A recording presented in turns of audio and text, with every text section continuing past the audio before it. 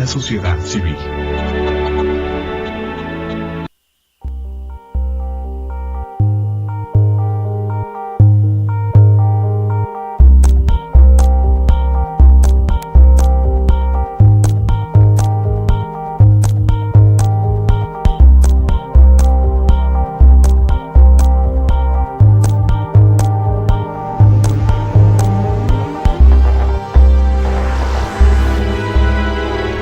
Canal Patrio, voz e imagen de la sociedad civil.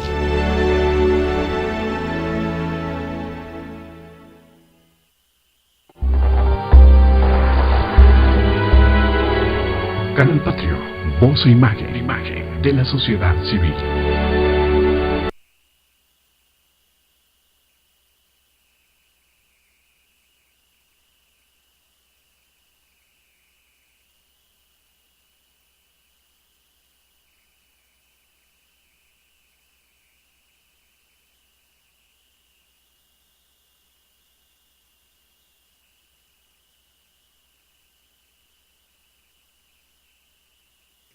Estamos de regreso en este interesante programa con la presencia del maestro Jaime Villegas Pacheco. Jaime, estamos ya ahora en el segundo módulo del día de hoy. Y tú nos has preparado algo que resulta muy atractivo, pero además que nos expliques. Alineación epistemológica. ¿Qué quiere decir eso? Bueno, es un concepto derivado naturalmente de un concepto de Carlos Marx, que habla de enajenación política. Y se refería, en términos más o menos sencillos, a que los obreros no son conscientes de su propia condición ni de sus intereses. No pueden verse a sí mismos. Entonces de ahí yo derivé el concepto de enajenación epistemológica, porque considero que por razones muy complejas, que no se podrían exponer en este momento, hay muchos alumnos, hay muchas personas que no se consideran capaces de crear o de producir algo importante, y esto ya lo han tratado los psicólogos mucho, que se autolimitan ellas mismas. Pero como hablamos de alienación epistemológica, yo creo que yo lo refiero fundamentalmente a que la persona no conoce sus propias capacidades intelectuales, no es consciente de ellas, no tiene dominio de ellas y tampoco tiene práctica, tampoco sabe pues aplicarlas. Sí. En consecuencia, el uso que hace la mayoría de la gente de sus capacidades intelectuales, pues es un uso natural, aleatorio. A algunos les sale mejor que a otros y a otros no les sale de ninguna manera. Porque en alguna ocasión te comentaba yo que hay muchos maestros en México, de todos los niveles y modalidades, que de manera espontánea, de manera intuitiva, aplican métodos y didácticas realmente innovadores, que si se generalizaran, sí. la educación mejoraría, pero muchísimo. Déjame hacer un paréntesis, porque de aquí tú nos llevas a que hablemos con alguien, afortunadamente el día de hoy, que tiene experiencia como profesora de primaria. ¿Qué hacías cuando tenías alumnos reprobados? ¿Tuviste algún caso en especial de niños y niñas reprobados que fuera un reto para ti en la primaria? Sí, tuve un caso de un niño que tenía 4 años reprobado en primero.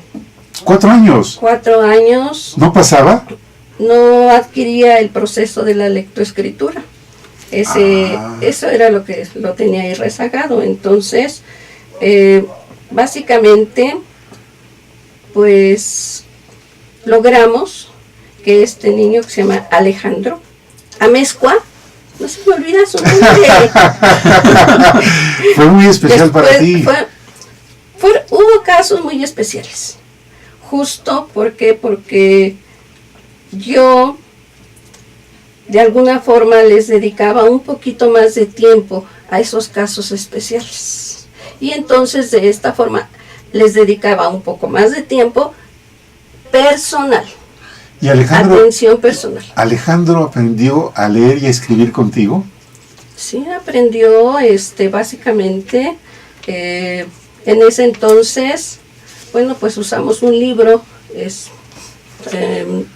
un libro de lectoescritura que se llama el libro mágico, y va llevando perfectamente el ritmo tanto para los niños como para los maestros.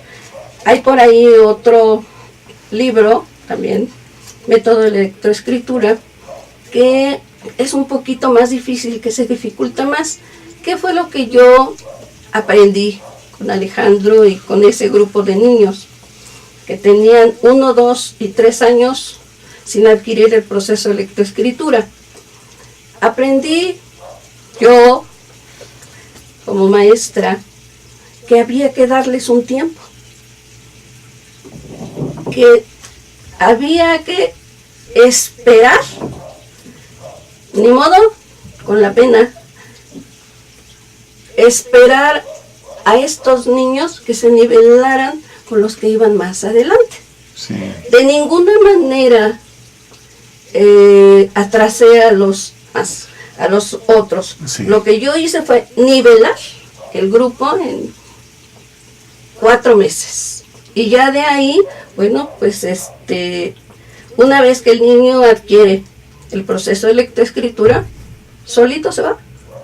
Nada más que si yo me iba con 20 que iban muy adelantados y me olvidaba de los otros rezagados, bueno, pues entonces ahí mi interés se centraba siempre se centró en los niños rezagados, justo, y darles un poquito más de atención, y con esto ellos sentían, bueno, pues, la maestra me está prestando interés, me está dando su atención, me está dando tiempo. Bueno, pues este cariño, vamos a decir, ¿por qué? Porque justo eso es lo que yo sentía por mis alumnos.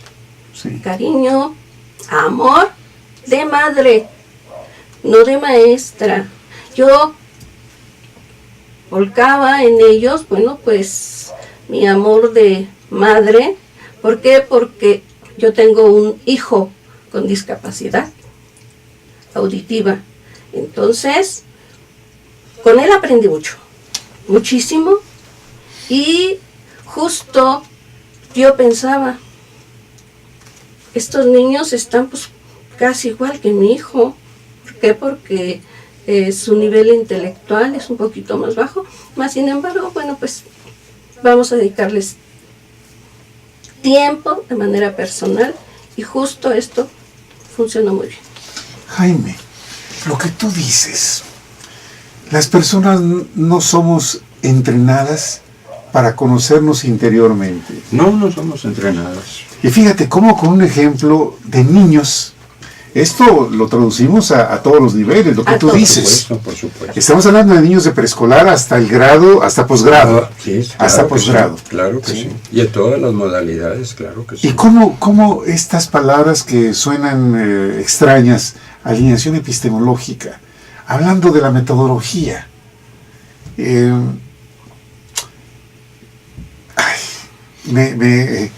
bueno, si me pasma, de veras, el hecho de que no tengamos una fórmula, un método, para poder comprobar que las cosas se pueden hacer de otra manera.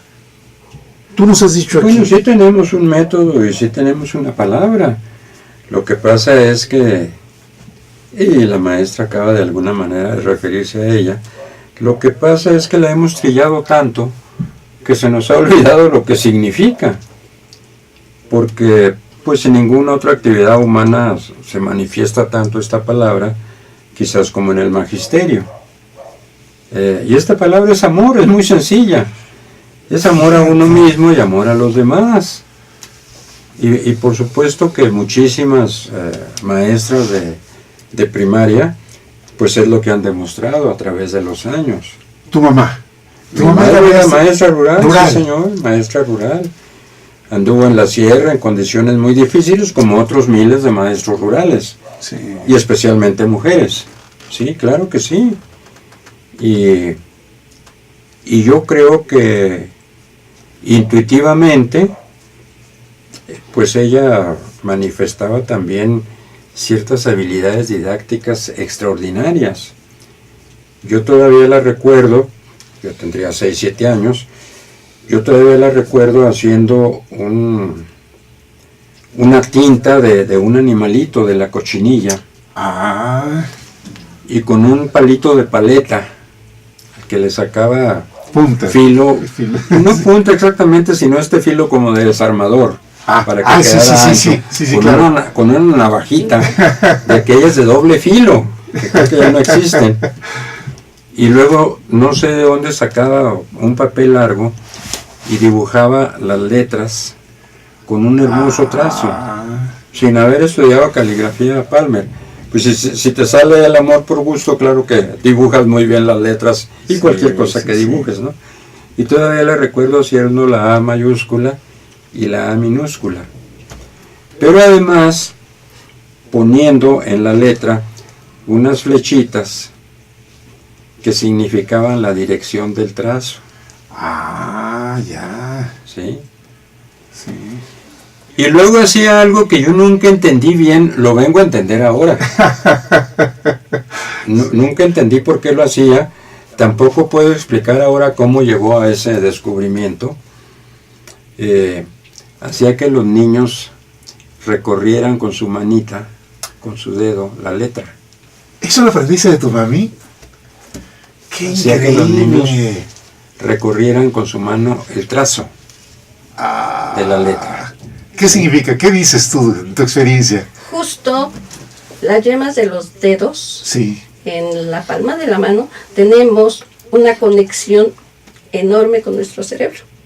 De tal forma que si nosotros repasamos con nuestro dedo índice, sobre todo, que es justo el que nos va a conectar con una parte del cerebro, entonces el aprendizaje es más sencillo. El Increíble. cerebro empieza a funcionar de otra forma, pues básicamente en las palmas de las manos tenemos Sí, claro. una gran sensibilidad. Pero tu mamá descubrió esto. Entonces ahí entran en juego muchos sentidos. Desde luego el del tacto, que curiosamente es la piel es el órgano más grande de nuestro cuerpo. Así es. Entonces el tacto es fundamental. Por supuesto la vista. El niño está viendo cómo se hace el trazo. Y luego lo está haciendo. Esto es fundamental, lo está haciendo. Porque no puede aprender igual. Estoy dispuesto a la confrontación aquí en China. No puede aprender igual el que ve en una computadora, en una tableta, la letra A, y que le dicen esa es la letra A.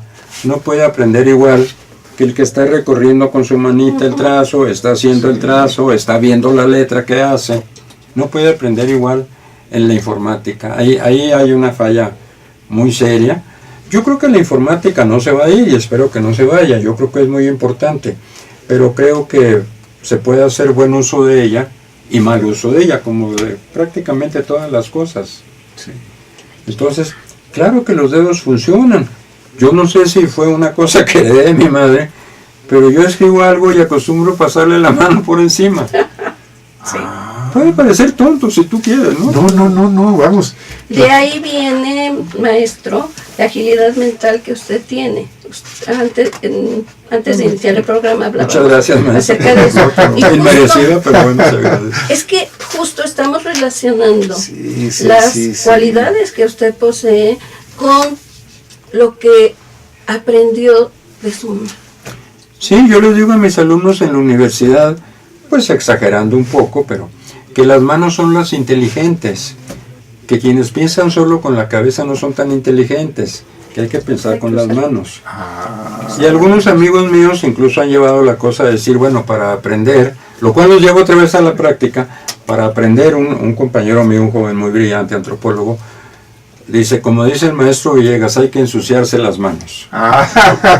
Es cierto, bueno, hay que dibujar las letras si se trata de eso, ¿no?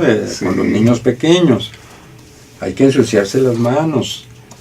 Si se trata, que es un poco lo que tratan de hacer, por ejemplo, las preparatorias que tienen su laboratorio, y uno va al laboratorio de química, ya sea hay 2 o 3 experimentos, porque sigue siendo válida esta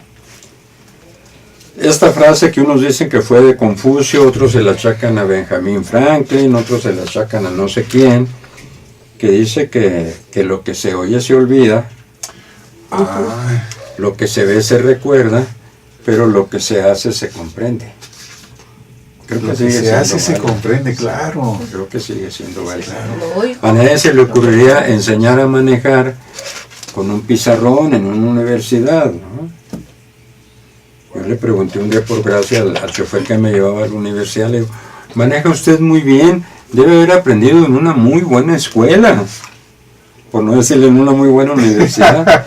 Dijo, ¿cómo cree, jefe? Pues aquí aprende uno dándose fregadazos en la calle. Pero en las universidades sí creen que se aprende con pizarrón y con un maestro orador. Que conste que lo que hacía o hacen todavía los maestros de educación primaria es muy diferente de lo que hacen los maestros de educación superior. Porque el maestro de educación primaria, yo no soy especialista en educación primaria, desafortunadamente, pero el maestro de educación primaria está en contacto y en acción con los niños, de una u otra forma. Pero el maestro de educación superior no. Él va y echa su discurso y el que entendió bien y el que no, no. Y buenas tardes, jóvenes, y no le interesa nada más. Y ahí pónganse a estudiar. Consideran, claro, que el alumno de educación ya sabe pensar, ya sabe aprender, lo cual es totalmente falso. Las estadísticas nos dicen que no. De 100,000 alumnos, por utilizar números redondos, no por usar números redondos, las estadísticas nos dicen que de 100 jóvenes que solicitan el examen de admisión a la UNAM, por ejemplo, ¿no? Solamente son aceptados 10,000 para hacer el examen. Sí. Que de esos pasan quizás la mitad, y todavía de los aceptados dejan en el camino a la mitad. Entonces, ¿cómo se están atreviendo teóricos y pedagogos de todo el mundo a decir que el modelo educativo está bien? Si está demostrado que no funciona. Yo quisiera saber qué fábrica, si una fábrica que hace llantas, de 100 llantas que produce, 50 le salen defectuosas, a ver si permanece en el mercado. Claro, claro. Entonces, ¿por qué estamos sosteniendo universidades e instituciones educativas que de 100 llantas que hace, por usar la metáfora, Sí, sí, sí. 50 le salen defectuosas, que está reprobando a la mitad de sus alumnos? Es con nuestros impuestos que se está haciendo eso, ¿eh? Sí. Con mis 3 pesos de impuesto y de los de todos se está haciendo eso. Un sistema que evidentemente no funciona. Evidentemente no funciona. Oye, Jaime, tú pones las cosas tan claras que pones el dedo en la llaga y duele. Sí, me imagino que sí, esa es la intención además. Que duela, porque lo que no duele no se aprende, dicen, ¿no? No creo que sea cierto, pero bueno. Jaime, déjame hacer una mención, porque las enseñanzas de tu mamá como profesora también te inspiraron a un verso para ella, a unos versos para Sí, ella. bueno, de niño pues uno escribe esas cosas, ¿no? En fin, yo estaba, no sé, en secundaria Sí, y mandé a hacer una ampliación de una foto de ella, donde está con su grupo, y se me ocurrió, cosas de niño, ponerle estos 4 regloncitos. ¿Qué le escribiste a tu mamá? Pues estos 4 versitos muy sencillos decían, en la frente una esperanza, en los ojos 2 luceros, maestra rural al cabo, hecha de temple de acero. Eso decían los 4 versitos. ¡Qué maravillosos versos! Sí, sí, sí. Bueno, con eso estamos cerrando este segundo módulo. Vamos a un breve paréntesis. Regresamos con ustedes. Gracias, Isabel. En los ojos 2 luceros. Canal Patrio, voz e imagen de la sociedad civil.